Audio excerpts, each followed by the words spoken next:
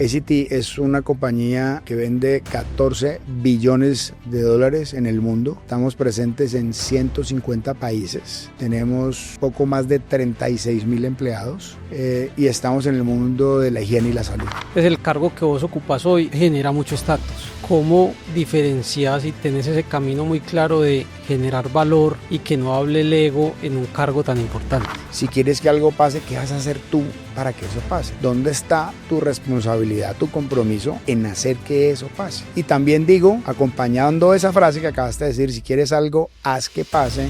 Siempre digo, todo lo que pasa a nuestro alrededor es porque yo lo permito o yo lo promuevo. Pero nosotros decidimos cambiar el líquido de azul de los comerciales a rojo, porque hablamos mucho de que nosotros tenemos que naturalizar estos procesos para los que nosotros vendemos los productos. Naturalizamos la menstruación y también la incontinencia, los goteos de orina, porque son condiciones naturales del cuerpo humano. Pues se ha convertido como en un ícono de la logística en Colombia y en Latinoamérica. De hecho, es el centro de distribución más alto de América y es el segundo más alto del mundo. Estamos en una región que está alrededor de los 550 millones de dólares. Esta es una región que tiene poco más de 4.300 empleados. Tenemos 4 plantas en Colombia, 2 en Ecuador y una en República Dominicana. ¿Cuál ha sido tu día más oscuro?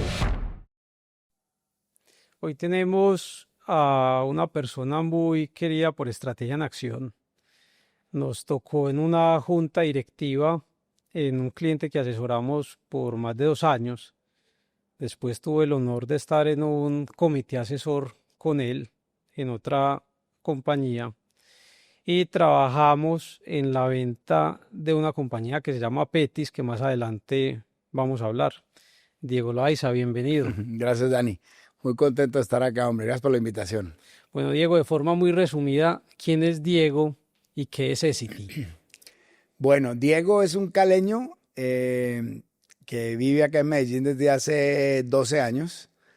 Soy casado después de 8 años de noviazgo, ahora llevamos 25 años de matrimonio. Tengo 2 hijas de 23 y 21. Soy el menor de una familia caleña de clase media. Administrador de empresas con una especialización en finanzas de AFID y una alta gerencia en la Universidad de los Andes. Y Essity, te puedo contar, Essity es lo que antes conocíamos como el Grupo Familia. Grupo Familia es una compañía pues bien conocida por todos los colombianos, incluso mucha gente en América Latina. Nosotros estamos en el negocio del cuidado y la higiene personal. Tenemos marcas como Productos Familia, que es la marca de papeles higiénicos, toallas de cocina, servilletas, pañuelos faciales. Tenemos la marca Pequeñín para pañitos húmedos. Tenemos Tena para los productos de incontinencia. Nosotras, productos de higiene y cuidado personal de la mujer, cuidado íntimo. Tenemos Tork, que es para el cuidado y la higiene de los baños institucionales. Y tenemos Pomis, que es una marca de cuidado facial. Buenísimo. Entonces, te contaba ahorita que hablábamos y es para nosotros es muy importante hablar de la persona, o sea, no entrar a la historia de familia o Essity, pero sí de la persona. Contanos, Diego, ¿cómo fue tu infancia? Un niño bastante inquieto. Yo viví, pues nací, crecí y viví en Cali por muchos años, realmente hasta el año 2002, enero del 2002, me fui a vivir a Bogotá, pero ya hablaremos de eso. Yo fui un niño bastante, digamos, aplicado, juicioso en el colegio, siempre me fue muy bien en el colegio, nunca perdí una materia en el colegio. Siempre estoy en el mismo colegio. Soy el menor de 3 hijos, como te contaba, y una familia muy unida, muy cercana, muy cálida. Mi mamá full dedicada al cuidado de los hijos, mi papá hombre trabajador, responsable. Afortunadamente los dos hoy todavía viven y felizmente muy bien de salud. Hoy disfrutamos de una familia muy cercana, muy unida en Cali y con la que me veo con relativa frecuencia. Diego, cuando estabas en la universidad, ¿vos soñabas con ser el presidente o el gerente de una compañía como la que lideras hoy? ¿O soñabas con ser emprendedor? Mira, yo desde la universidad siempre he tenido como la espinita del emprendimiento y he hecho algunas cosas en el mundo de la independencia. De hecho, mi primer proyecto realmente fue poner un pequeño taller de artículos de cuero, correas, carteras y zapatos. Yo empecé estudiando ingeniería de sistemas. Yo estudié 5 semestres de ingeniería, pero realmente en quinto semestre me di cuenta que no, que eso me estaba encasillando, como metiéndome en el mundo muy técnico, y yo me sentía un poco más comercial, más de negocios, y por supuesto tenía la aspiración de crecer y de tener posiciones de liderazgo, pero siempre con esa venita del emprendimiento. Y cuando me di cuenta que en ingeniería de sistemas yo ya no estaba contento, no estaba a gusto, no estaba caminando por la ruta correcta, me fui a administración de empresas, hice administración de empresas en el ICESI en Cali, y cuando empecé administración dije, uy, esto sí es lo mío, aquí sí, esto es lo mío. Entonces me puse, incluso empecé a vender artículos y vainas en la universidad, llaveros, correas, y después empecé a meterme en artículos de cuero. Después vi la oportunidad de montar el taller y monté un pequeño taller en la casa de mis papás. Me prestaron un cuarto que había atrás en la casa en Cali, y ahí montamos un taller, y ahí empezamos a trabajar en ese primer emprendimiento en sociedad con mi hermano. Pero muy rápidamente, como a los 2 años de estar con el taller, me ofrecieron un primer trabajo. Yo ya iba a mitad de universidad y decidí pasarme a estudiar en la noche, y empecé a trabajar por la vida corporativa, y me gustó, y dije, oiga, yo también quiero crecer por la vida corporativa, creo que aquí tengo una oportunidad, porque me sentía bastante cómodo. ¿Pero era la práctica o era un trabajo mientras No, estudiabas? no, era un trabajo mientras estaba terminando la universidad. De hecho, no tuve que hacer práctica, porque como estudiaba de noche, las personas que estudiábamos de noche en la Universidad de Administración de Empresas ya teníamos trabajos estables. Y eso pues claramente ya nos quitaba la necesidad de tener que hacer práctica. Entonces empecé a trabajar desde semestres finales de la universidad, cuando estaba en Administración de Empresas, pero manejando el emprendimiento, Después cerramos el taller de correas, carteras, y me metí en otro emprendimiento, que en la industria del entretenimiento, bares. Entonces tuve también un primer bar en Cali, Alcalá. Pero espérate que yo tengo por aquí otro dato y es que vos vendías pollo. Ah, sí, vendí pollo. ¿Cómo es esa historia? No, fui un vendedor de pollo durante la universidad. Tenés razón. Digamos, mi primer emprendimiento formal fue el taller de carteras, de correas, carteras y zapatos. Pero en esa búsqueda, pues, de hacer cosas comerciales y de vender, también me puse a vender pollo los sábados, y fue un ejercicio chévere, porque todos los sábados por la mañana, así yo me pegara la emparrandada del siglo, el viernes yo todos los sábados sagradamente salía a vender pollo. Tomaba los pedidos entre semana a las amigas, a las mamás de mis amigos, a las amigas de la familia, y entonces tomaba los pedidos y el sábado madrugaba a entregarlos, y después del sábado, en la mediodía que terminaba, ya me iba a dormir cansado del trasnocho y la madrugada, pero O ese sea, era... desde muy joven tenías como esa vena comercial. O sea, eso Sí, era lo que te apasionaba, el así tema de es, vender. así es, así es, así es. Entonces vos tuviste un paso en la banca. O sea, cómo fue entrar a la banca? Y ya nos vas a contar seguramente en todo tu recorrido hasta llegar a Productos Familia Hoy, Essity. Bien. Y en ese entretanto que te interrumpí ahorita con el otro emprendimiento de los bares. Sí, entonces cerramos la taller, la pequeña fábrica que tenía de artículos de cuero, y cuando lo cerré, al mismo tiempo, pues cerrando ese, abrimos el emprendimiento de los bares, y yo para ese momento ya había empezado a trabajar en Leasing Bolívar, y en Leasing Bolívar empecé como comercial vendiendo productos financieros de leasing, y donde mis principales clientes eran los gerentes financieros de las diferentes compañías. Entonces estaba en el mundo financiero, pero desde la perspectiva comercial. Muy retador, muy chévere. Ahí tomé la decisión de hacer una especialización en finanzas, justamente, y la hice con AFIT. Y no porque quisiera ser un financiero, sino porque realmente quería fortalecer mi conocimiento en temas financieros, pues para poder complementar mi experiencia o mi espíritu comercial, digamos. Ese fue un reto interesante, y eso pues fortaleció mucho mis capacidades financieras seguir desarrollando la vena comercial, ¿no? Y el bar que estabas mencionando ahorita, Alcalá, o sea, ¿fue durante tu trabajo en leasing o eso Sí. fue posterior? No, fue al mismo tiempo. Fue al mismo tiempo y fue una experiencia espectacular. Éramos 3 socios, los 3 amigos de toda la vida y me acuerdo mucho que cuando fuimos a poner el bar, muchos de nuestros amigos y familiares decían, no, pero ¿cómo van a poner un bar ustedes 3 como son de parranderos? Pues, o sea, ¿eso qué futuro tiene? Y nosotros, no, no, no, es que esto es un negocio y como negocio lo tenemos que atender. Y fue espectacular la experiencia porque 3 amigos de toda la vida, vecinos de casa materna, pusimos 3 reglas de oro. 3 reglas de oro en el negocio. Muy básico, muy sencillo, un negocio, un bar pues pequeño, así arrancó, después creció y se fue fortaleciendo. Después abrimos el segundo. Pero yo creo que las 3 reglas de oro básicas eran, primero, siempre hay un socio de turno. Abríamos solo jueves, viernes y sábado. Entonces nos rotábamos, cada semana había uno el jueves, otro el viernes, otro el sábado. La segunda regla de oro que teníamos era socio que fiara a algún amigo tenía que responder a los 8 días. Si el amigo no pagaba, el socio tenía que Le pagar la cobraban. cuenta y después se encargaba de cobrarle. Esa era la segunda regla de oro. Y la tercera es que socio que fuera al bar en su día libre de fiesta con amigos, pues pagaba como cualquier cliente, como cualquier cristiano, porque si no, nos iban a coger de desorden, pues el bar y cada que fuera uno, pues trago gratis. No, no funciona.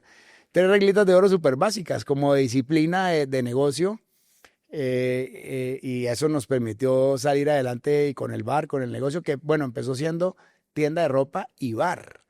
¿Cómo es Fue una eso? cosa ¿Cómo así? ¿Cómo curiosísima porque así? mis 2 socios tenían una tienda de ropa yo empecé a ir a visitarlos y los sábados hacíamos fiestas en la tienda de ropa, pero éramos 3 amigos de toda la vida. Entonces decían, "Oye, ¿ustedes por qué no ponen un bar? Ustedes mueven mucha gente". Y entonces decidimos montar el bar. Y entonces era entre semana tienda de ropa y el fin de semana guardábamos la ropa atrás en la bodega y las mesas donde exhibíamos la ropa servían para Eran las poner el barras. trago, eran las barras. Y muy rápidamente, como a los 3 meses, dijimos, no, no más tienda de ropa, liquidamos la tienda de ropa y nos quedamos con el bar. Y ahí seguimos operando en ese pequeño local el primer año. Después empezamos a ver que nos iba muy bien, nos cambiamos de sede a una más grande, ahí hubo un primer reto porque la gente nos decía, no, es que la magia de ustedes es que es un bar pequeño, es un bar de amigos, no, no, hay que crecer, y nos metimos a crecer a otro y mantengamos el concepto, porque el concepto era muy de amigos, muy de cercanía. De hecho, nuestro selling line era, no hay nada mejor que un bar lleno de amigos. Y eso lo poníamos y hacíamos correo directo. En esa época no había tanto email, pues claro, lo poníamos, estamos hablando año 96, 97. Sí había correos, pero por supuesto era mejor correo escrito. Nos inventamos un paso de baile que se llama el Pasito Alcalá, que fue súper exitoso, entonces todo el mundo bailaba. Hoy, cuando hacemos fiestas en Cali, a veces encontramos gente de la generación que dice, bailemos el Pasito Alcalá, y era un pasito que causó sensación en esa época. Y nos movimos a la sede más grande y muy bien. Y entonces estando en esa sede dijimos, no, entonces pongamos otro bar porque se nos empezaron a mezclar generaciones y dijimos, no, aquí no podemos mezclar generaciones. Entonces dejamos Alcalá en la segunda sede para los más jóvenes y un poco para los más adultos, y digo más adultos en esa época, para nosotros los de 30 para arriba, otra sede con otro bar, con otro nombre diferente, otro concepto, y se llamó San Marco Plaza Café. Era más restaurante con rumba. Y estuvimos operando los dos por 5 años más, mientras todos trabajábamos, porque cada uno de los socios tenía No sus tenían roles de trabajo trabajo. y tenían su emprendimiento. Así es. Y cada socio tenía un rol dentro del bar. Había un socio mío que es el arquitecto, él le encargaba de instalaciones locativas, reparaciones, empleados. El otro socio era el administrativo, entonces era el que se encargaba como la parte financiera, y yo de montar los eventos, de hacer las El que fiestas, vendía. el que vendía, exactamente. Entonces, vení, entonces tenías el emprendimiento de los bares, estabas en leasing. ¿Cómo fue ya ese paso a consumo masivo? Estando en leasing, estuve 5 años, me invitaron a trabajar a 3M. Y ese fue un paso importante porque allí entré a 3M, que es la compañía gringa, como gerente regional del suroccidente, gerente de ventas de suroccidente. Y ahí estuve un año, pero manejando varias divisiones, porque 3M tiene división médica, hospitalaria, de industrial, porque maneja abrasivos, adhesivos, maneja productos digamos, de electricidad, división eléctrica, temas de salud, tema institucional y también una división de consumo masivo. Entonces yo manejaba todas las divisiones, pero luego al año estar allí me propusieron venirme a Bogotá o irme a Bogotá, pero ya enfocado en la división de consumo masivo solamente, como responsable del canal supermercados y farmacias de la división de consumo masivo de 3M. Y realmente allí fue cuando empecé a trabajar directamente pues en consumo masivo puro, y estuve ahí en 3M un par de años más en Bogotá, en esa división de consumo masivo. Luego, ¿Eso qué año fue más o menos? eso fue año 2000, 2001, 2 y hasta el 3. Porque en el 3, entonces ya me llamó un cazatalento, un headhunter, y me invitó a un proceso para Nestlé. Y por supuesto Nestlé, pues yo ya venía haciendo los pinitos de consumo masivo en 3M, pero pues obviamente cuando a ti te hablan de Nestlé, uno dice, Nestlé es la compañía más grande de alimentos del mundo, y es digamos, una compañía muy importante en el mundo de consumo masivo, el mundo entero. Entonces participé en el proceso y entré a Nestlé Colombia como gerente de trade. En esa época se llamaba gerente de generación de demanda, pero no porque fuera logística, sino porque éramos los responsables de generar demanda desde el trade marketing. Pues eso era el modelo que tenía. Para los que nos están viendo y escuchando, ¿qué es trade marketing? Trade marketing en el mundo de consumo masivo hace referencia como a ese puente, a ese equipo que se encarga de trasladar la estrategia de los negocios de consumo masivo que hablan al consumidor final, cómo la traslada a los canales de venta, a los supermercados, a las farmacias, a las tiendas, para que cuando el consumidor vaya a cualquiera de los puntos de venta, pues encuentre el producto bien exhibido, con el portafolio correcto, con el precio correcto, con el display correcto. Entonces, el trade marketing lo que se hace es activar la compra en el punto de venta, asegurando que la estrategia de las marcas esté siendo reflejada en las acciones que haga en el punto de venta para hacer activación o promoción. Ok, entonces ahí estabas en Nestlé. ¿Qué estabas pensando en ese momento? O sea, esto es lo mío, o sea, consumo masivo es lo mío y voy a ser un gran ejecutivo, o todavía pensabas como me gusta el emprendimiento. Fíjate que cuando ya entré a 3M, pues yo ya empecé a ver yo sabía que el negocio de los bares pues no era un negocio de demasiado largo plazo. Sin embargo, para el estándar de la industria, pues estuvimos 8 años vigentes en el negocio de los bares. Eso realmente para un ciclo de vida de un bar es muy alto. es bastante bueno. Estuvimos 8 años en total. Yo ya sabía que efectivamente no era un negocio de largo plazo. Sin embargo, pues tratábamos de hacerlo y de seguirlo ejecutando de la mejor manera. Pero cuando empecé a probar las mieles corporativas en el mundo de 3M, y el mundo corporativo y el mundo de las compañías multinacionales y los procesos y todo lo otro, dije, esto es lo mío. Esto definitivamente es lo mío. Combinaba el tema de mis habilidades comerciales o mi deseo de crecer comercialmente con la dinámica de consumo masivo, porque el negocio de consumo masivo es tremendamente dinámico. Aquí hay que estar muy pendiente todos los días cómo avanza el negocio. Estos no son negocios que se van construyendo con el tiempo, que por supuesto las marcas sí construyen su equity de tiempo, pero el negocio de consumo masivo es muy dinámico. Y eso genera adrenalina y es lo que a mí me terminó gustando. Y por supuesto cuando paso a Nestlé, pues la dinámica y el tamaño de compañía y lo que empezamos a conocer de otras categorías. La categoría de alimentos es una categoría también muy, muy dinámica. Entonces ahí estuve en trade marketing tal vez como 2 años largos, y sí, del 2003 al 2005. Y luego en el 2005 me ofrecen irme como director de la categoría de café y bebidas. Y allí tuve marcas como Nescafé, Milo, Nesquik y Nestí para Colombia. Marcas muy importantes, súper estratégicas para Nestlé en el mundo. Y por supuesto, al estar manejando esas marcas, pues ya empezamos a entender todavía con mucho más rigor la potencia mundial de lo que hacíamos como compañía, la fuerza de las marcas. Entonces ahí estuve ahí estuve casi como hasta el 2008, como 5 años más. Ajá. Estuve ahí en el negocio no, perdóname, 3. Ahí estuve 3 años más como responsable del negocio de café y bebidas. Y luego me proponen irme a México a manejar el negocio de chocolates, Ujú. pero de chocolates golosinas, Ok. lo cual hizo muy feliz a mis hijas, porque en esa época cuando nos fuimos a México ellas tenían 9 años, no, mentiras, eso fue año 2011, tenían 7 y 5 años. Entonces, pues yo estaba en el mundo de las golosinas, de los chocolates y por supuesto les llevaba muestras todo el tiempo y estábamos muy felices en México. Ahí estuvimos, yo estuve casi 3 años en México. Fue una experiencia maravillosa desde todo punto de vista, familiar sin duda, porque al estar solos, sin familiares cercanos, pues la cohesión de familia fue mucho más grande, muy retador desde el punto de vista cultural, porque claramente tenemos diferencias en términos de cómo nos comportamos en el día a día, pero también cómo la compañía y cómo enfrentábamos el negocio y la competencia ya fue una experiencia espectacular, profesional y personal.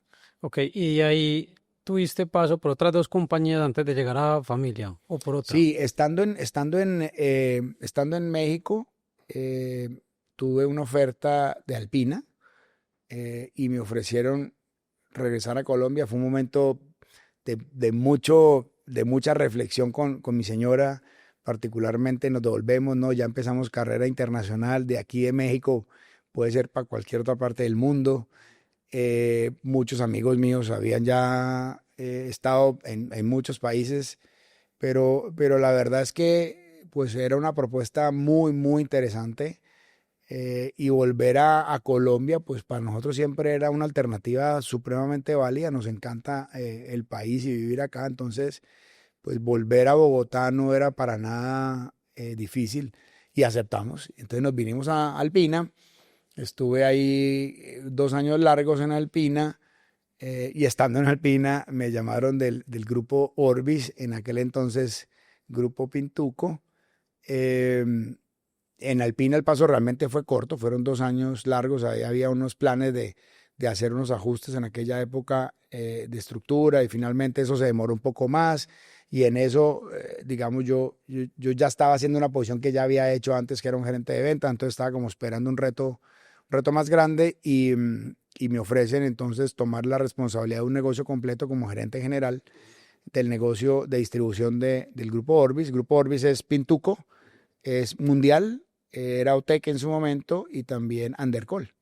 4 negocios y querían una persona de consumo masivo para que manejara el negocio de distribución, que es lo que en esa época era Cacharrería Mundial, un negocio de muchísimos años, fue el negocio origen del Grupo Orbis, con un desafío muy grande, un desafío muy, muy grande en términos de transformación. Es un negocio que, digamos, querían evolucionar y mi jefe en esa época, Santiago Piedrahita, que era el presidente del grupo, me dijo, Diego, necesitamos una persona de consumo masivo para transformar esto. Y yo le dije, bueno, hicimos química perfecta con Entonces Santiago ahí y llegaste a y Medellín. ahí llegué a Medellín. ¿Que eso fue qué año más o menos? Eso fue en el año 2013, Ok. en marzo del 13. Ahí ya estuve aquí en Medellín, ahí ya llegué a Medellín. Y de ahí ya pasaste a Y Grupo de ahí Familia. ya pasé a Familia en el 17, después de 4 años de Mundial, de haber sido la cabeza del negocio como gerente general de Mundial y vicepresidente corporativo del grupo Orbis en esa época. Entonces ya pasé a Familia como vicepresidente comercial Ajá. de todo lo que era Familia. Familia, en ese momento, Familia es una compañía que tenía a su cargo todo Suramérica sin Brasil, todos los países de Suramérica sin Brasil, más el Caribe, y yo tenía la responsabilidad comercial. En esa época había un presidente del grupo Familia, Andrés Gómez, quien fue mi jefe, sigue siendo mi jefe hoy en día porque él hoy maneja toda la región Américas. y me invitó a un desafío espectacular, pues, de manejar la parte comercial en todos los países. Importante que nadie, digamos, poca gente sabe y seguramente lo haremos con más detalle más adelante, pero ya Familia es una compañía 50, en esa época era mitad y mitad con el grupo sueco Essity, antes se llamaba SCA, y era una sociedad que estaba desde el 85. Desde el 85 era mitad y mitad. Entonces todos sabíamos que en algún momento la inversión sueca seguramente iba Iba a pasar. a buscar tener la mayoría de la compañía. Y así estuvimos operando, digamos, hasta el 21, que ya seguramente hablaremos de eso ahora, que fue cuando se da la compra de otra parte importante de las acciones. Pero ahí empecé realmente en Familia en el 2017. Y hablemos de Diego Loaiza hoy. ¿Cuál es tu rol dentro de Essity? Bien, después de que se da la transacción en el 2021, donde Essity compra tenía 50 y compró otro 46%, entonces ya tomó posesión del el 96% de la compañía. Allí se empezaron a hacer entonces varios cambios, varias cosas, muchas cosas empezaron a cambiar. Empezando porque antes nosotros teníamos, como parte del gobierno corporativo, teníamos una junta directiva Ujú.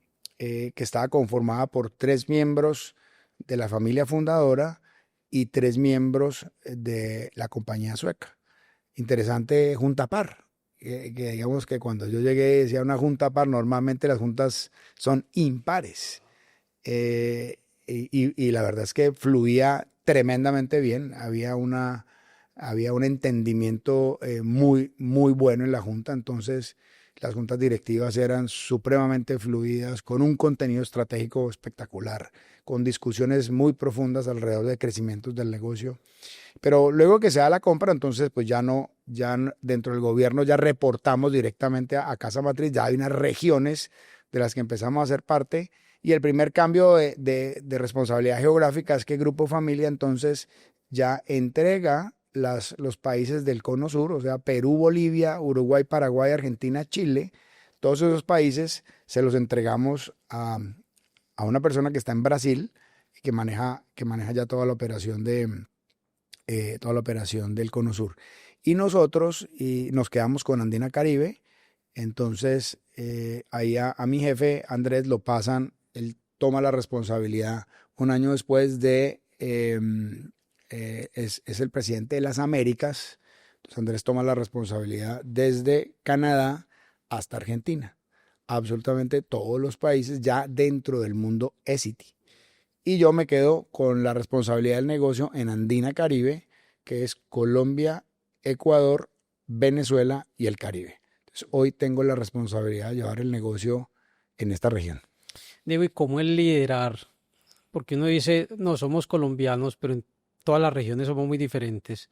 Pero además todos los países que acabas de mencionar, ¿cómo lidera uno equipos tan diferentes? Mira, Dani, eso ha sido un reto importante. Y yo te mencionaba ahora un primer desafío en términos digamos, de cambio, de ajuste cultural, que fue cuando yo me fui a vivir a México. En México, digamos, hay un modelo, o más que un modelo, digamos, hay una cultura, hay diferencias culturales. Para mí lo más importante es entender cuáles son, digamos, esas habilidades y fortalezas que tienen otras culturas para que uno de eso se pueda nutrir. Yo creo que lo mejor que uno puede hacer es, en lugar de entrar a discutir o a pelear con la cultura, pues es que el nuevo eres tú. Y te toca entender y hacer un ejercicio de liderazgo donde te adaptas realmente a la situación, por supuesto poniendo algunos temas de toque personal, pero entendiendo de que tú tienes que entrar a entender cómo opera esa cultura, qué es importante para ellos, porque hay cosas que son para ellos muy importantes, pero quizá para uno no tanto, o al revés, cosas para mí muy importantes. Entonces a mí me dio gran enseñanza de que hay que entrar a entender, digamos, un poco las otras culturas, y ahí empieza el tema de empatía, por ejemplo, que para mí, pues la empatía es tan importante en un ejercicio de liderazgo. Entonces, para responderte a la pregunta es entendiendo muy bien, conociendo muy bien las fortalezas de las culturas y sobre las cuales puedes apalancar, pues que haya, que las cosas pasen. Entonces, hoy, pues claro, una cultura como la colombiana o como ecuatoriana o como dominicana o puertorriqueña, pues claramente hay diferencias, pero creo que lo más importante es que hemos encontrado, primero, pues ponerte y entender, ponerte en los zapatos de los demás, entender las fortalezas y desde las fortalezas empezar a gestionar la alineación, la coordinación de todo lo que tiene que ver con los objetivos, pues y la visión de compañía. Ahorita te contaba, Diego, que habíamos estado hablando con Alejo Mesa y hablábamos de un concepto de valor y estatus. Entonces, el cargo que vos ocupas hoy, pues genera mucho estatus. ¿Cómo diferencias y tenés ese camino muy claro de generar valor y que no hable el ego en un cargo tan importante? Eso es una pregunta buenísima, Dani, porque yo personalmente creo que el tema del estatus es pasajero. El estatus es algo superficial, el estatus de una posición, me refiero yo. Quizá el estatus te puede ayudar a abrir algunas puertas, pero realmente lo que las mantiene abiertas es el valor que tú agregues. ¿Y cuál es el valor que tú agregas? Pues entonces en la capacidad que tengas de alinear los objetivos, las motivaciones, de generar una visión compartida con la que la gente se comprometa realmente y empiece a hacer que las cosas pasen. Eh, el estatus hoy lo tiene, mañana no, y al final yo creo que la verdadera autoridad se gana es trabajando en equipo, es buscando tener, operar y coordinar los equipos desde la empatía, te decía ahora, desde la coherencia, siendo muy coherente, y por supuesto también desde la humildad, porque ahí viene que el estatus, normalmente quien se cree mucho el estatus, lo que pasa es que siempre tiene la razón y no es cierto. Y viene todo el ejercicio de liderazgo situacional. Cuando tú tienes un equipo de alto desempeño, pues hay que rotar el liderazgo para algunos proyectos, algunas acciones, y ahí está donde se genera el valor.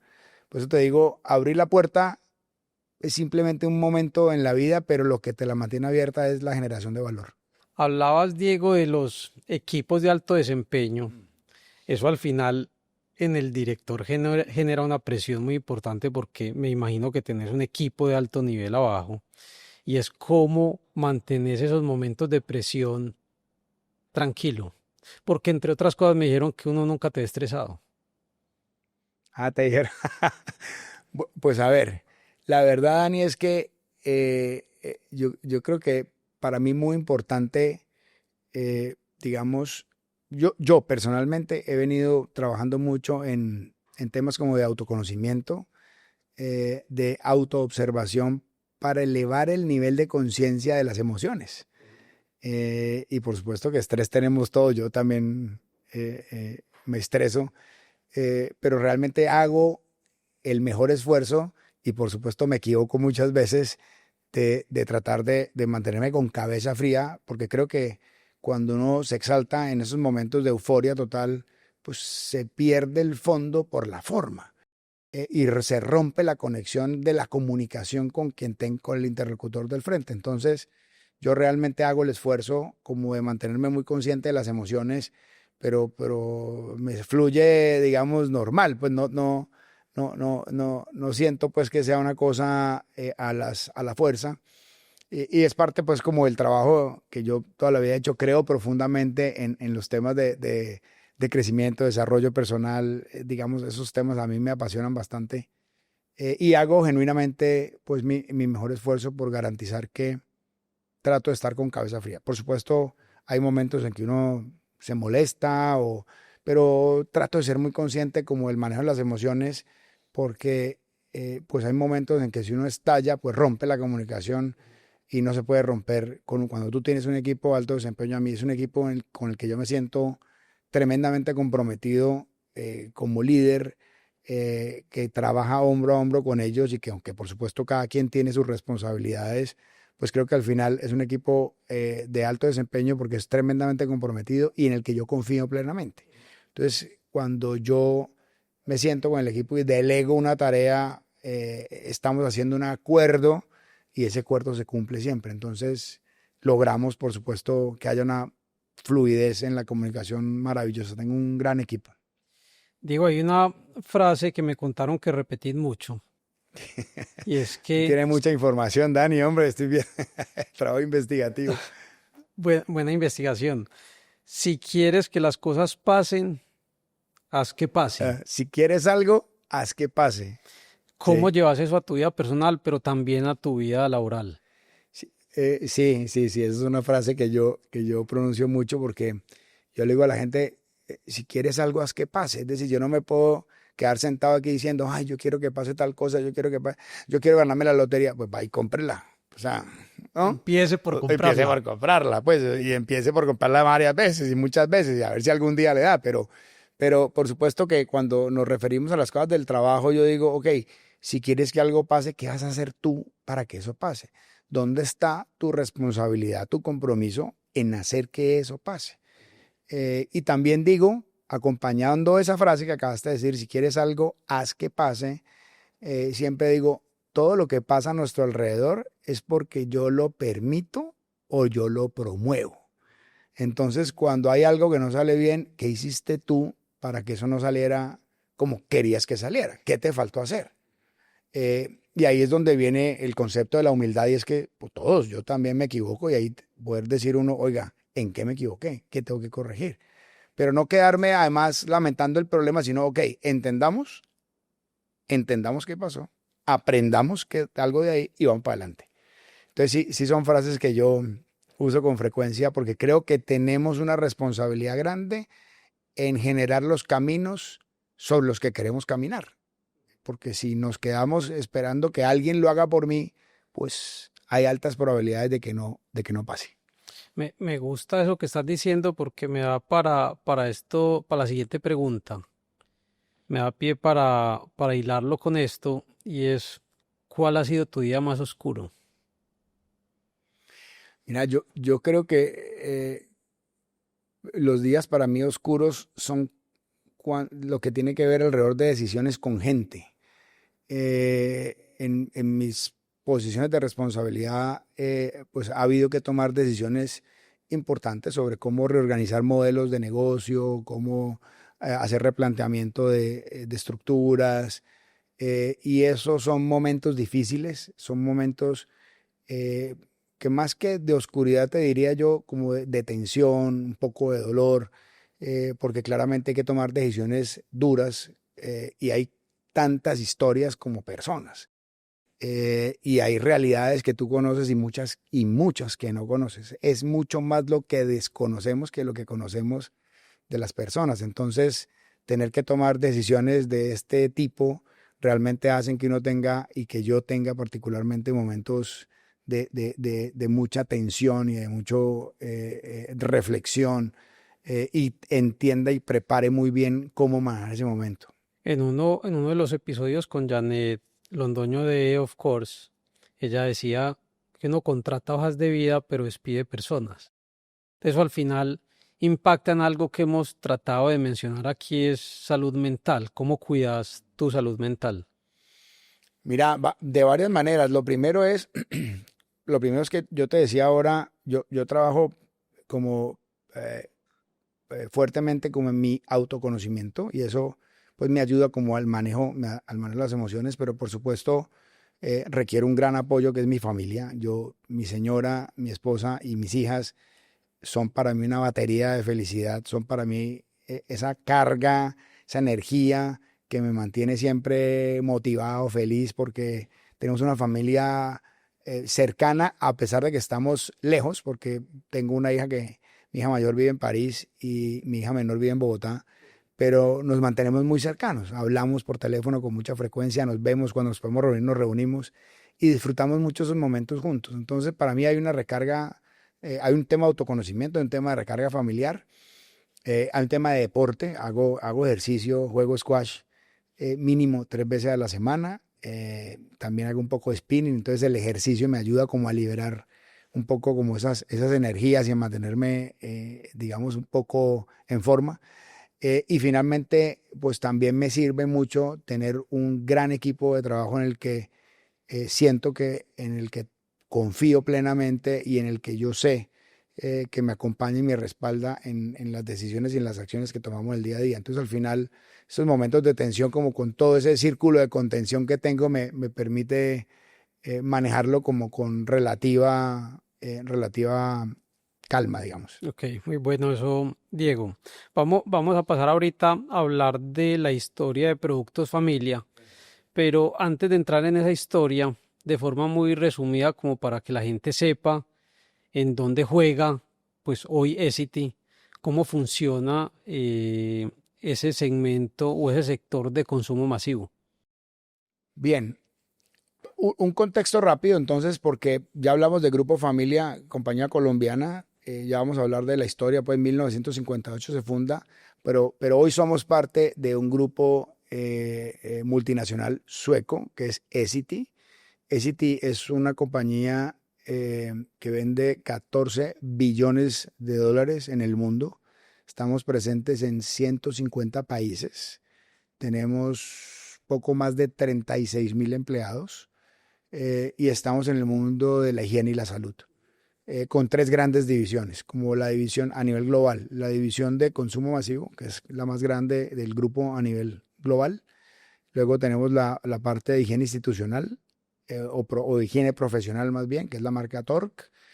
Y luego tenemos la parte de Health and Medical, que ahí tenemos marcas conocidas como por ejemplo Leucoplast, que es el esparadrapo clásico de marca roja con blanco que todos lo conocemos, o Leucopor, o tenemos Jobs, que son, digamos, productos para el manejo de lesiones ortopédicas. Entonces, esa es la división de Health and Medical, que tiene una vertical global, la de Professional Hygiene y la de consumo masivo.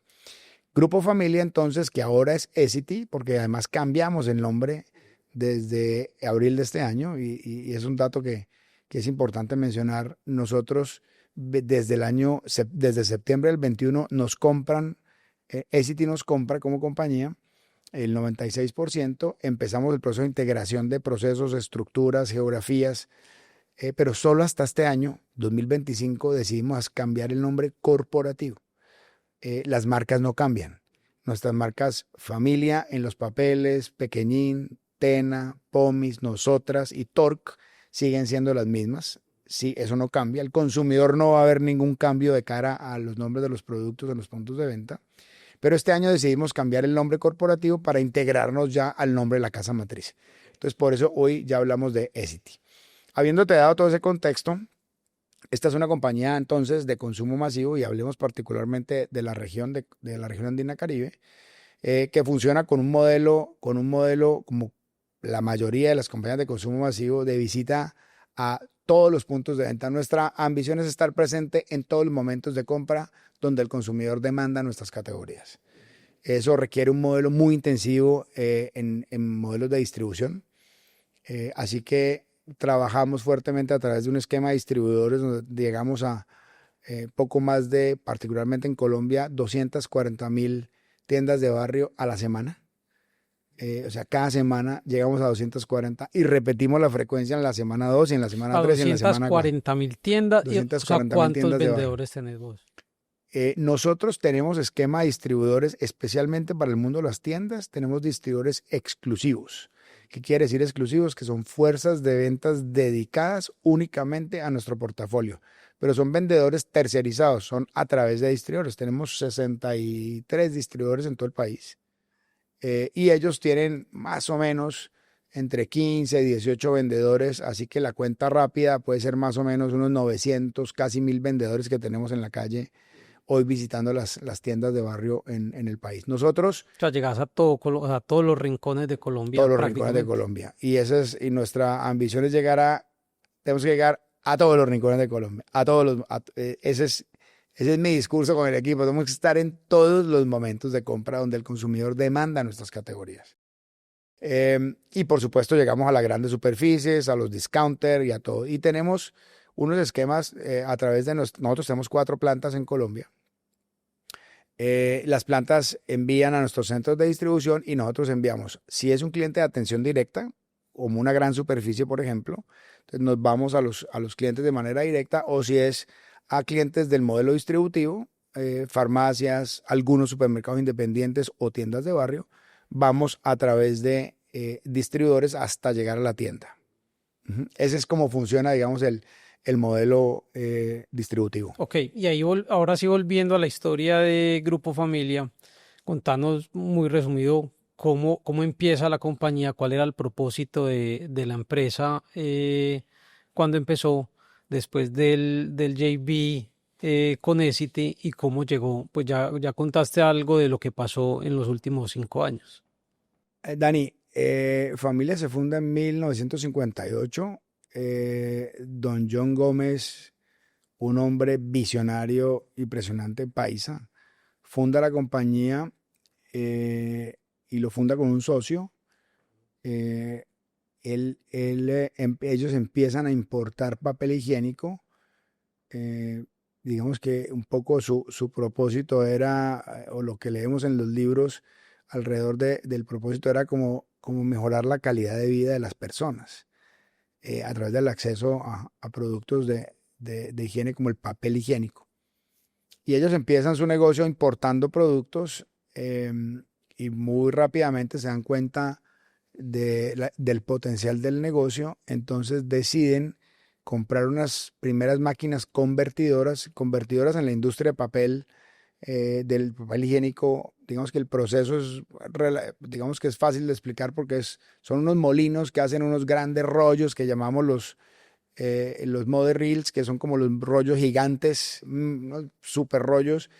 De ahí salen las bobinas de papel del molino y luego se pasan a unas máquinas convertidoras. Entonces ellos pasaron de importar rollitos de papel terminados y empiezan a traer ya los grandes rollos, los rollos madre, digamos, y ellos compran aquí unas rebobinadoras, que la rebobinadora es la que desenrolla y hace el rollito chiquito. Eso se llama una convertidora. Y ahí empiezan a trabajar en ya hacer los rollitos pequeños acá. Y empiezan a trabajar y el negocio empieza a funcionar y empiezan a crecer.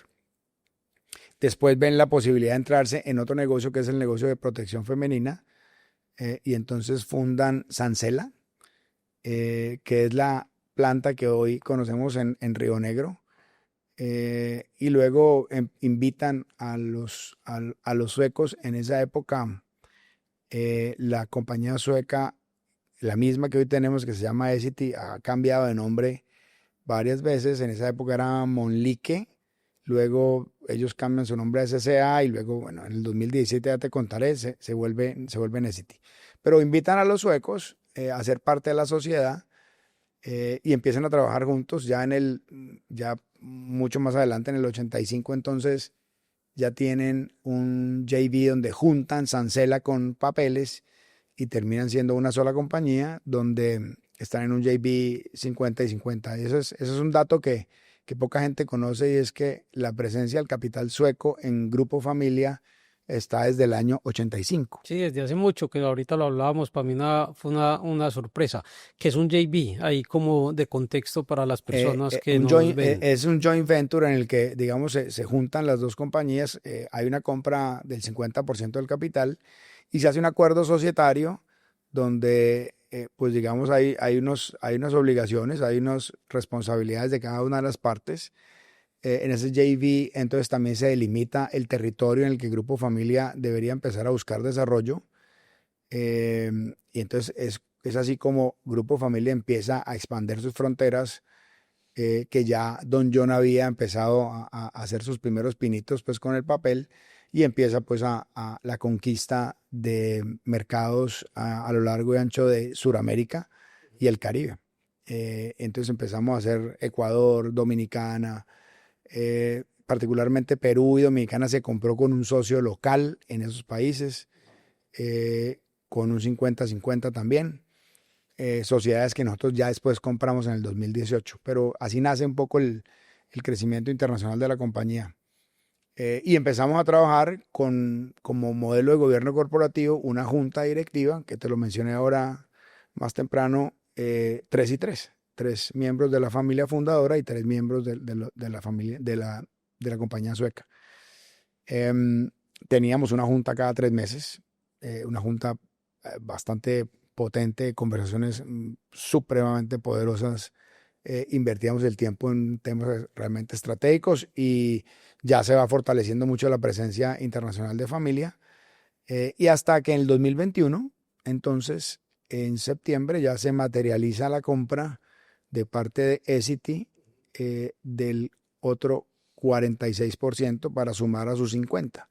Entonces, ahí sumaron ya 96%. Hay un miembro de la familia que sigue siendo socio de la compañía, pero ya al tener el 96%, técnicamente el 95.8%, pues ya Essity toma control ya de la operación y entonces ya empezamos todo el proceso que mencionamos ahora de la alineación y de la integración de procesos, de cultura, de tecnología, de innovación, pero con una ganancia importantísima, Dani, es que lo he conversado en otras entrevistas y es, oiga, llegó mucha cosa, pero también de aquí se fue mucha para allá. Es decir, hubo mucho conocimiento porque cuando nos compran, claramente nos están comprando porque éramos una compañía modelo, éramos una compañía que tenía muchas capacidades que Essity quería ya empezar a replicar en otros mercados y empieza a fluir conocimiento de allá para acá, pero también de aquí para otros países. Entonces ha sido una experiencia maravillosa. Diego, con el equipo hablaba hace poquito internamente que en las fusiones o en las adquisiciones, entre el 70 y el 90% no son exitosas por la cultura. ¿Cómo lograron que esta, llamémosla fusión, fuera exitosa entre una cultura que traía familia con una cultura de Essity? Mira que yo creo que lo más importante, Dani, es que nos tomamos el tiempo de entender cuáles eran como esos valores culturales que teníamos como grupo familia y los que tenía Essity, que no era una relación nueva. Nosotros ya teníamos una relación de 36, 7 años, donde se dio la compra, 36 años. Entonces, a pesar de que teníamos una cierta independencia operativa, por supuesto, estábamos permeados por conversaciones, por alineaciones con la compañía sueca. Entonces, si bien es cierto, no éramos la misma cultura, además porque corporativamente pues hay una cultura, pero también desde el punto de vista de sociedades o de países, pues tenemos estilos diferentes. Nos dimos como la tarea de entender en dónde estaban esas fortalezas que nos unían y dónde había potenciales oportunidades de cerrar brechas. Y eso fue un ejercicio muy profundo que hicimos con toda la compañía, que también lo hicimos cuando fuimos a hacer el cambio de nombre, ¿no? Ven qué riesgos hay alrededor, qué brechas hay por cerrar, y ya te contaré ahora. Pero con la gente hicimos como ese entendimiento cultural, ahí nos apoyamos de unos terceros que nos ayudaron a entender esas diferencias y brechas y empezamos a trabajar en cerrarlas. Fíjate que fuimos tremendamente cuidadosos, por ejemplo, en el cambio de nombre corporativo, que más que un nombre, más que digamos el cambio estético de pasar de llamarnos Grupo Familia a Essity, era toda una transición cultural. Y nos demoramos 3 años. Entonces creo que al final parte del éxito ha sido que nos hemos tomado el tiempo de entender a profundidad dónde están las fortalezas, dónde están las brechas y empezar a trabajar en cerrar esas brechas para realmente fundirnos bajo la cultura como organización. Y eso ha sido un proceso bien bonito. Creo que eso ha sido un gran desafío, porque claramente hay gente de muchos años hoy en la compañía que lleva operando 25 años, de los cuales 22 fueron con Grupo Familia. Y pasó una cosa interesante y es que cuando éramos Grupo Familia, digamos, los headquarters de familia eran en Medellín. Y entonces en Medellín se tomaban todas las decisiones corporativas importantes, salvo algunas cosas de M&As y eso que siempre nos alineábamos con el equipo sueco, o con temas de junta directiva, pero las decisiones se tomaban en Medellín, Colombia, para Grupo Familia. Ahora, pues claramente hay procesos que se extienden un poco más porque tienen que fluir de una manera diferente. Y un poco yo le decía al equipo un reto fue, por ejemplo, es que ahora nos vamos a volver más lentos. Y le dije, no es más lentos. Si entendemos cómo es el proceso Si entendemos cuál es el tiempo que toma el proceso, pues ahora tenemos que anticiparnos un poco más. Ujú. Si yo ya sé que el bus no se demora 30 minutos desde Medellín hasta Río Negro, sino que se va a demorar 40, pues entonces yo salgo 10 minutos antes para poderme montar 10 minutos más temprano. Entonces, claro, ahí viene un desafío grande en términos de procesos, pero creo que el equipo también ha hecho una gran labor y toda la gente en la compañía ha puesto mucho de su parte porque han visto las grandes ganancias que podemos tener. Entonces, cuando tú entiendes las ganancias, claro, en un proceso de cambio, siempre lo primero que uno percibe en la curva son las pérdidas. Pero nos encargamos desde el principio de mostrar, si bien es cierto hay pérdidas, hay muchas ganancias. Y eso hizo que la gente realmente se movilizara positivamente hacia sacar adelante la transformación. Yo veo algo adicional y es que tuvimos la fortuna de trabajar con ustedes el año pasado. Entonces uno mira, o sea, en este tema de fusiones y adquisiciones, la cultura es muy importante, pero la estrategia también. Y uno sí ve una estrategia muy arraigada en toda la organización, sobre todo en la toma de decisiones difíciles. O sea, es una organización que no le da miedo tomar decisiones difíciles. Y cosas que hemos visto es renuncias que se hicieron con Pequeñín, la marca que vendimos que es Petis, que es de mascotas. Ustedes abrieron unas tiendas que se devolvieron y las cerraron. ¿Qué tan difícil o qué más bien qué tan fácil es para la compañía tomar esas decisiones difíciles? Yo creo, Dani, que tocaste el tema de las tiendas. Eso fue, yo creo que al final es cómo eres yo te hablé ahora más temprano de la coherencia, ¿no? Yo te decía cómo es importante en el ejercicio de liderazgo ser coherente. Las tiendas, particularmente cuando yo entré a la compañía el año 2017, estaban abiertas y un poco las discusiones, y todavía no éramos 50-50 en esa época, pero las decisiones eran locales, porque éramos una compañía que tenía mucha independencia operacional, y ese tipo de cosas no las teníamos que consultar porque pues éramos los responsables de operar el negocio. Pero creo que ahí viene el pensamiento de la estrategia y fue, a ver, ¿cuál es el rol de las tiendas? ¿A qué estamos apuntando? ¿Cuáles son esos huecos en las necesidades del consumidor que estamos cerrando con esas tiendas? Y no logramos explicar cuáles eran las decisiones. Entonces, pues una tienda de productos nuestra, los retailers tienen que tener una misión de compra para el consumidor. ¿Por qué el consumidor va a ir a esa tienda a comprar? ¿Qué está solucionando? Y realmente veíamos que no estábamos solucionando y entonces simplemente pusimos el nombre de la marca como tienda, Famitienda, y no teníamos un rol claro de cara a las necesidades del consumidor y esa fue una decisión donde dijimos, si esto no tiene un rol y esto además no tiene ningún sentido con la estrategia porque nosotros queríamos estar presentes en todos los momentos, decidimos en ese momento cerrar las tiendas y fue una decisión dura porque era un emprendimiento que habíamos venido haciendo desde hacía unos años, pero finalmente con el equipo vimos que eso no hacía sentido, no hacía fit estratégico en ese momento con la compañía y lo cerramos. Eso fue antes de que subiera la compra. También lo mencionaste, cronológicamente hablando, pasaron primero el cierre de pañales que la venta de Petis. ¿Sí? Pañales particularmente era una categoría donde estábamos viendo que las tasas de natalidad vienen cayendo, las tasas por el contrario de longevidad vienen aumentando. Era una categoría tremendamente compleja con unos niveles de rentabilidad no muy atractivos. Entonces decidimos que realmente queríamos dar la pelea en productos y nos íbamos a enfocar si íbamos a hablar de pañales, nos íbamos a enfocar en el mundo de los adultos. Y decidimos entonces tomar la decisión de cerrar las líneas de operación de pañales y acabar con ese negocio, pero manteniendo la marca Pequeñín en los pañitos húmedos donde sí veíamos, y más aún después de la pandemia, un crecimiento exponencial de la categoría porque pues ya el hábito cambió y tanto los hogares con bebés como los sin bebés empezaron a utilizar los pañitos húmedos para todo. Entonces ahí vimos una oportunidad y decidimos enfocarnos en eso. Y la tercera decisión importante que mencionaste ahora fue la desinversión de la marca Petis, una marca que había sido emprendimiento interno, una experiencia maravillosa porque esa marca la creamos en la compañía desde cero, pero definitivamente veíamos que hacia adelante no hacía fit con la estrategia de los mundos donde nosotros estamos.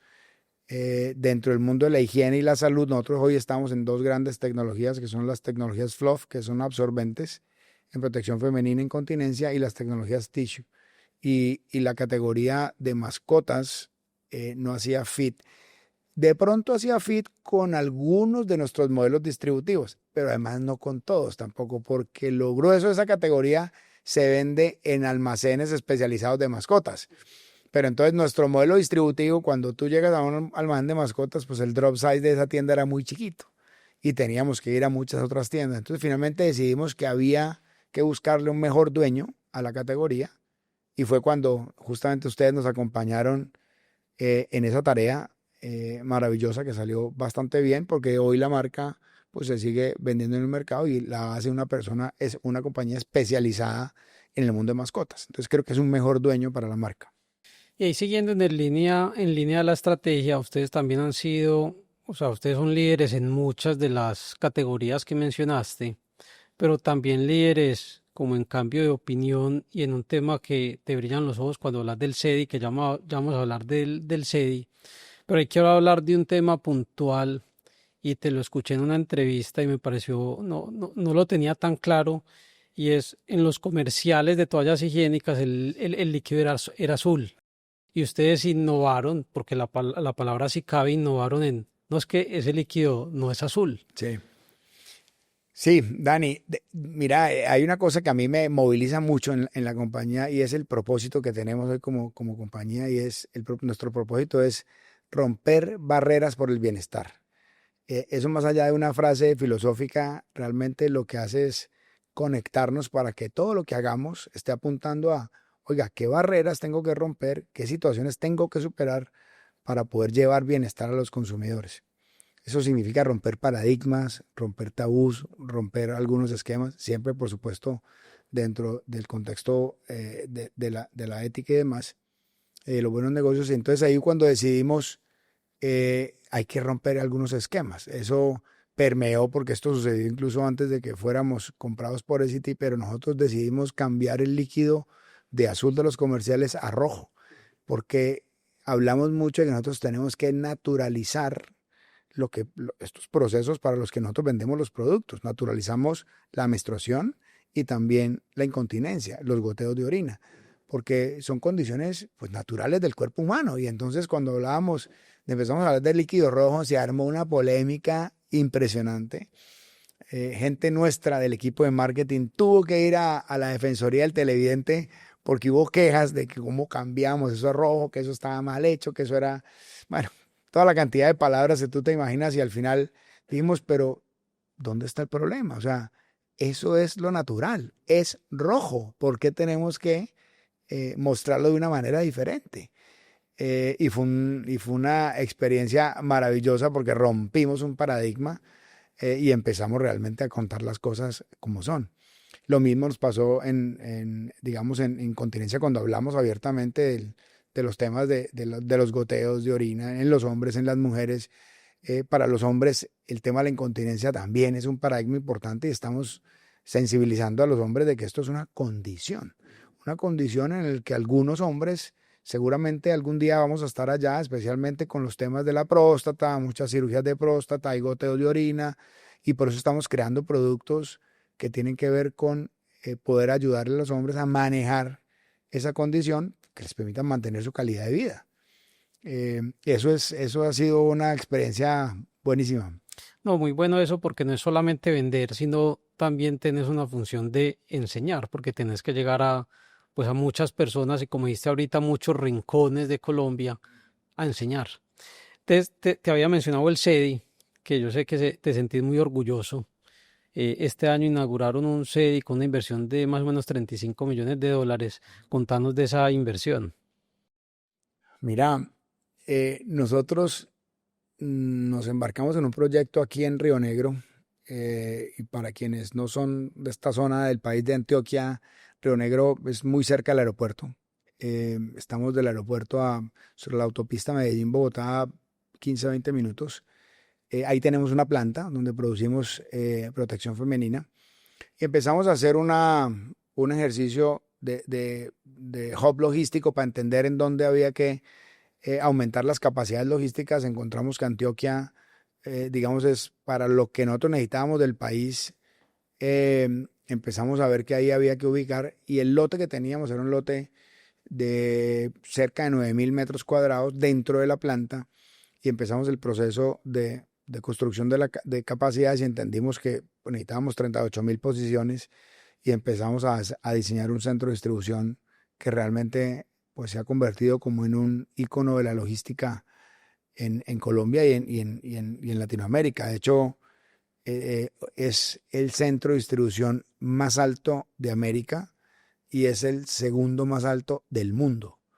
Eh, Tiene una altura de 45 metros, está hecho sobre una tecnología que se llama autoportante, es decir, es un centro de distribución que se soporta sobre las mismas estructuras. ¿Esos 45 metros son cuántos pisos? 18.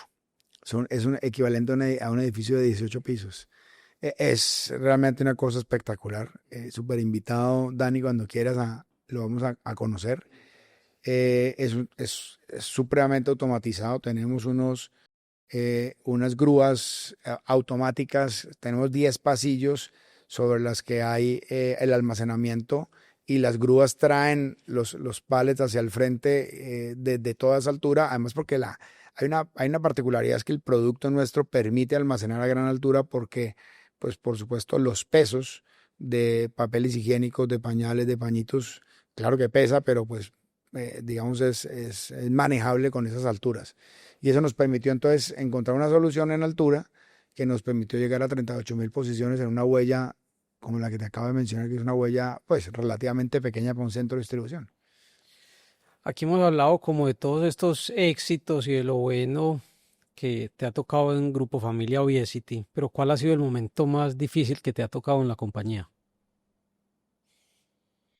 No, digamos que momentos retadores, yo creo que cuando todo este cambio cultural ha sido un desafío importante, ha sido un desafío, pero además maravilloso, porque pues hoy podemos contar con la alegría de decir, esto lo tenemos superado.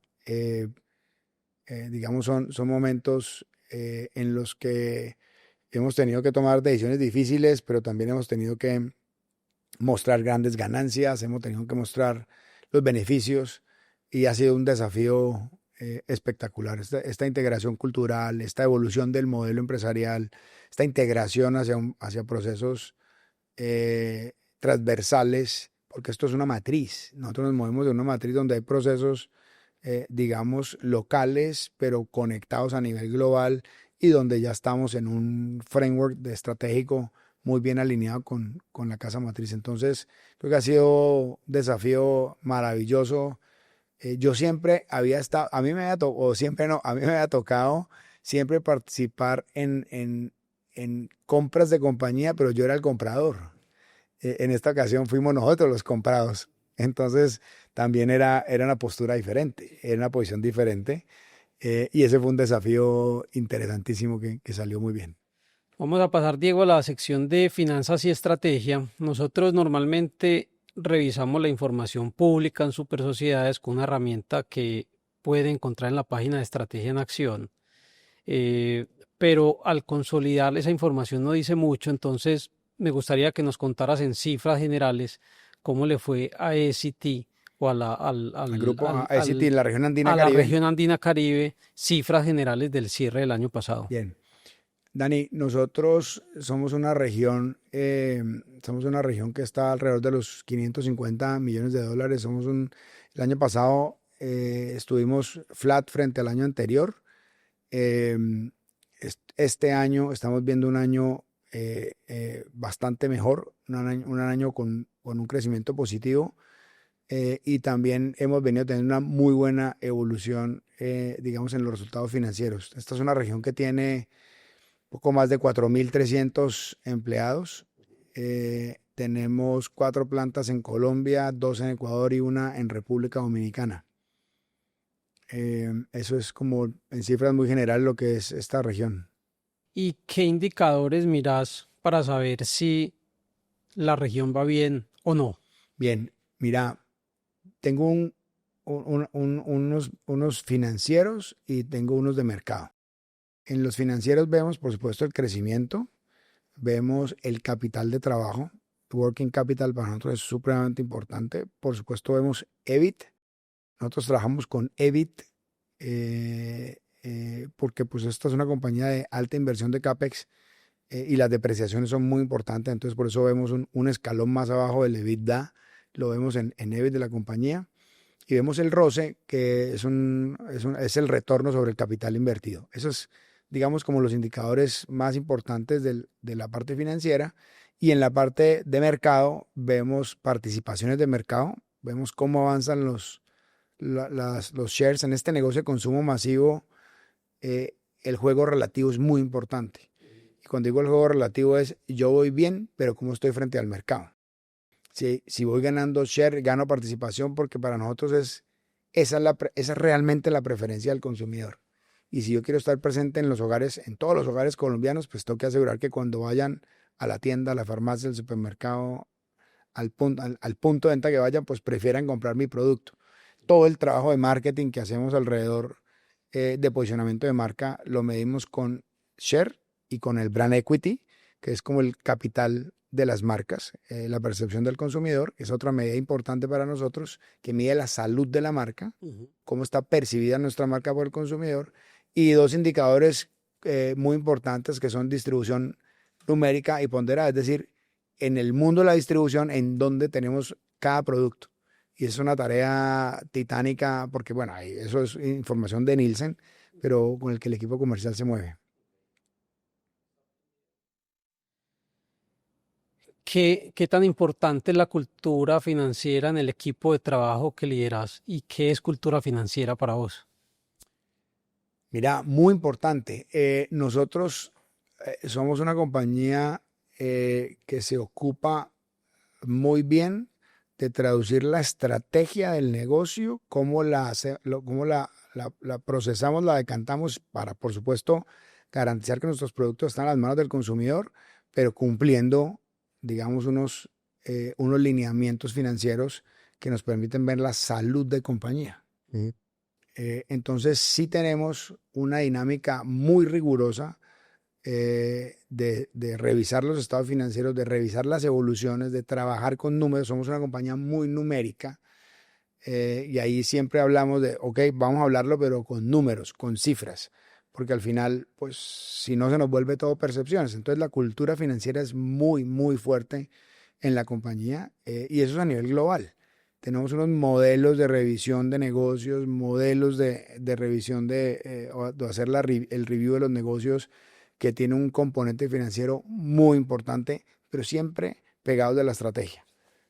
Pegados de la estrategia porque quiero decir, todo lo que hagamos tiene que ir encaminado realmente a que vayamos teniendo un negocio exitoso en la calle, porque si nos va bien con el consumidor, si nos va bien en el mundo de la distribución, si nos va bien con nuestros productos, pues eso financieramente tendría que reflejar lo mismo, ¿no? Entonces ahí tiene que haber una conexión importante. ¿Y qué tan importante es el gobierno corporativo para vos como director? Muy claro, pues muy importante porque nos da, digamos que en el modelo corporativo hoy estamos conectados, te decía ahora, como una matriz. Entonces nosotros tenemos procesos locales, pero que están conectados globalmente. Entonces tenemos procesos de recursos humanos, procesos financieros alrededor de temas de tesorería, procesos logísticos, procesos de manufactura, que aunque operamos regionalmente, estamos alineados de manera vertical con la estrategia de cada una de las áreas que nos permita realmente maximizar como las sinergias y potencializar las operaciones locales. Entonces es muy importante la conexión que mantenemos con los diferentes procesos a nivel global, a nivel región Américas y por supuesto región a nivel global. Ok, muy claro. Vamos a pasar a un segmento que son preguntas del público. Aquí tenía varias, pero hay algunas que ya has ido respondiendo en esta conversación. Va a hacerte una que hace Daniel Suárez y es cómo diferenciarse en categorías que el producto lleva el nombre de la competencia. Es decir, Kleenex o papel Sí, Scott. sí, sí, sí, perfecto. Te entiendo la pregunta. Esa es una tarea bien importante porque, pues digamos que los consumidores empiezan a hablar justamente, el genérico es un pañuelo facial.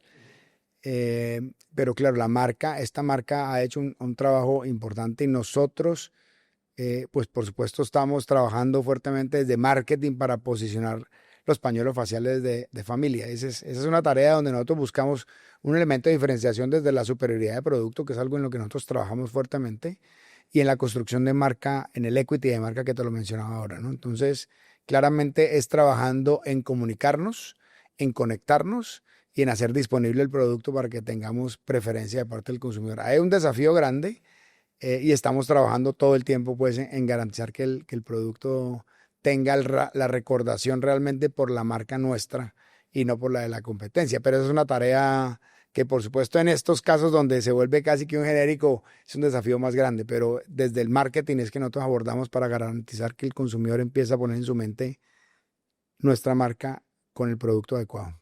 Lina Gaviria pregunta qué ha aprendido familia de Essity como compañía. Muchísimas cosas. Yo creo que hemos mencionado algunas de ellas. El tema, por ejemplo, de los procesos transversales nos ha traído grandes ganancias en, por ejemplo, los modelos de liderazgo que venimos ejecutando, los procesos de manufactura, donde hemos incorporado tecnología, donde hemos incorporado conocimiento a los procesos de innovación, por ejemplo, que nos ha permitido, digamos, mejorar nuestros procesos y productos. Hay mucho conocimiento de consumidor que también nos llega ya de manera global. Claramente también compartimos con ellos muchos aprendizajes, pero yo creo que esta compra de Essity con familia nos abrió los canales de comunicación para poder permitir que fluya la información de parte y parte. Y eso ha sido parte de las ganancias que yo te mencionaba ahora hace un minuto, donde empezamos a entender que, es que esta es una compañía que está en 150 países. Entonces ahí lo que tenemos que aprender es muchas cosas. Y ha sido una fertilización maravillosa el abrir esos canales de comunicación, porque hay muchos temas de recursos humanos, hay muchos temas mismos financieros, hablamos de la cultura financiera muy sólida y aunque claramente nosotros teníamos una cultura financiera importante, sólida, cuando llegamos allá los procesos financieros son mucho más rigurosos, mucho más amplios, con mucho más detalle e información que nos permite tomar decisiones muy rápidamente en pequeñas cosas que traen grandes cambios. Entonces los aprendizajes han sido gigantescos, ya te mencioné algunos de ellos. Ok, aquí nos envían dos preguntas, alguien muy especial para vos, Andrea Vélez. Nada más y Eh, nada menos que mi esposa. ¿Cómo te sientes laboral y personalmente hoy? Esa es la primera. ¿Y dónde y cómo te sueñas tu retiro de la vida laboral? Yo como me siento hoy, no, me siento absolutamente feliz, yo me siento pleno. Me encanta hacer lo que hago, yo realmente disfruto mi trabajo. Eh, Nosotros tenemos hoy política de 3 días de trabajo en oficina, 2 días en casa, pero yo todos los días voy a la oficina. A mí me encanta ir a la oficina, a mí me encanta sentarme a conversar con la gente. Yo disfruto profundamente conversar, interactuar, co-crear, pensar, discutir con los equipos. Entonces, eso me hace muy feliz y tengo un apoyo maravilloso en mi señora, en mi familia, que te mencionaba ahora. Eso es para mí una batería, una recarga maravillosa. Y como me sueño mi retiro, ella sabe que nos vemos aquí en Medellín, estamos felices en Medellín y veo disfrutando con ella, yendo a visitar a nuestras hijas que están por fuera, hoy por fuera del país, la otra está en Bogotá, pero no sabemos si va a finalmente terminar viviendo aquí o fuera del país y como viajando, me sueño viajando, lo hemos hablado con ella. Creo que viajando por el mundo, conociendo, disfrutamos mucho los viajes juntos. Entonces esa sería como una maravillosa manera de estar retirado. Muy bacano eso, Diego. Estamos llegando ya a la parte final, a las preguntas de siempre terminamos con estas dos preguntas.